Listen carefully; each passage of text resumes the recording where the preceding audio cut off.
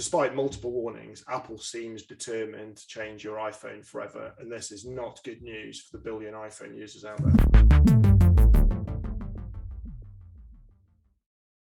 So Zach, what's going on? We're seeing some more child safety features, which we didn't know were coming from Apple. What's happening there? So if you remember the backlash pre-iPhone 13 around client-side scanning that Apple endured, two types. There was the looking through your iCloud photo library for known child sexual imagery on your iPhone itself, not in the cloud. And then there was compromises to iMessage. And we've seen news on both this week. We've seen the latest researchers, Imperial College in London, have come out and seriously questioned the technology underpinning the client-side scanning side, which Apple still appears to be committed to at some point in the next few months. But actually, more urgently, we've seen Apple pushing forwards with its plans to compromise the end-to-end encryption on iMessage and introduce the concept of client-side scanning for sexually explicit imagery for minors within family groups, but it's opening a dangerous door where end-to-end encryption is concerned.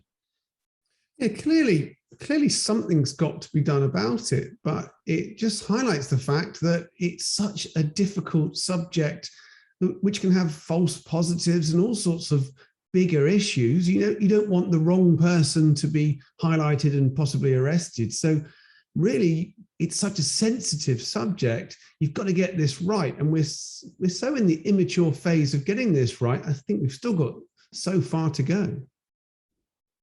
Yeah, look, the issue here is that at the moment, there is a kind of a loose liaison of big tech around encryption, which is batting away attempts by governments globally to compromise that, to introduce in all kinds of different scanning and interception technologies that stop people messaging securely. And thus far, the best defense has been technically doesn't work. The technology doesn't exist.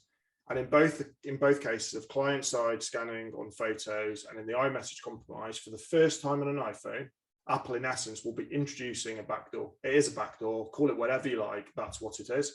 And at that point, the invitation is there for China or other governments to say, well, you could adapt this technology for this way, to do something different with it. And that's now what you need to do to comply with this new local law that we've passed. That is a dark place for Apple to find itself when it comes to the security of iPhone users. And that's the thing, the technology exists, but how well does it work? That's the question as well. How accurate is it? And how easily can it be circumvented by criminals who want to do so? So, it's not really a proven technology in that aspect either, is it?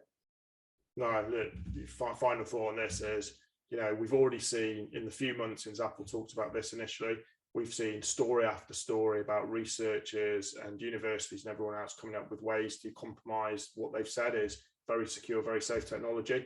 You roll this out to 1 billion users and yeah, we'll see what happens. But thus far, the portents are not looking good.